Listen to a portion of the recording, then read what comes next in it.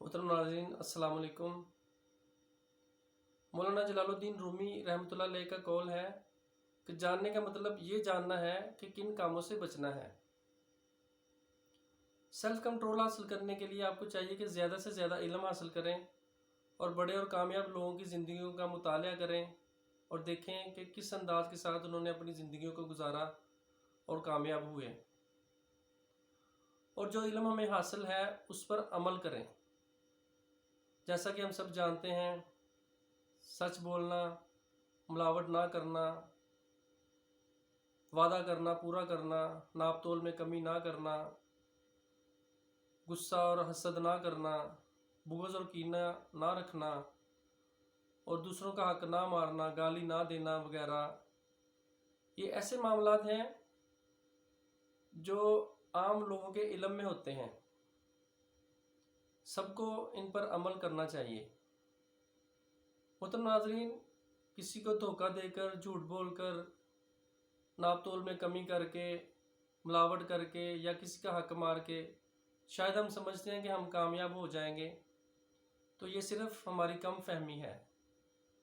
یہ صرف اور صرف ہم اپنے آپ کو دھوکہ دے رہے ہیں۔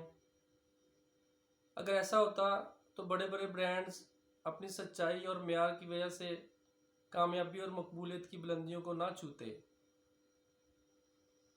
محترم ناظرین، دین کی تمام عبادات ہمیں نفس کو کنٹرول کرنے اور اپنی ایگو اور انا کو کنٹرول کرنے کا ذریعہ بنتی ہیں۔ پیارے نبی صلی اللہ علیہ وسلم کی حدیث مبارکہ کا مفہوم ہے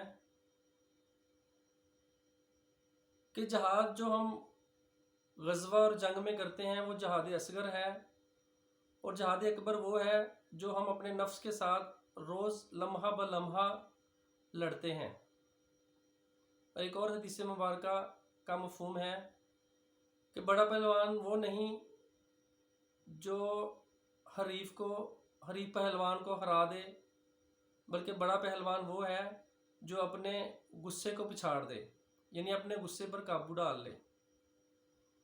ایک مشہور فلسفی افلاطون کا قول ہے کہ سب سے بڑی فتح خود کو فتح کرنا ہے، اور ایک اور مشہور قول ہے کہ جس نے خود کو پہچان لیا اس نے اللہ تعالیٰ کو پہچان لیا۔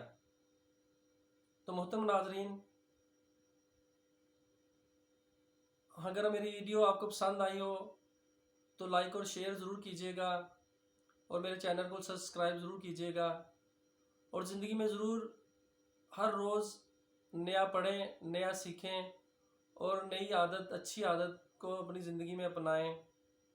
اللہ تعالیٰ ہم سب کا حامی و ناصر ہو۔ اللہ حافظ۔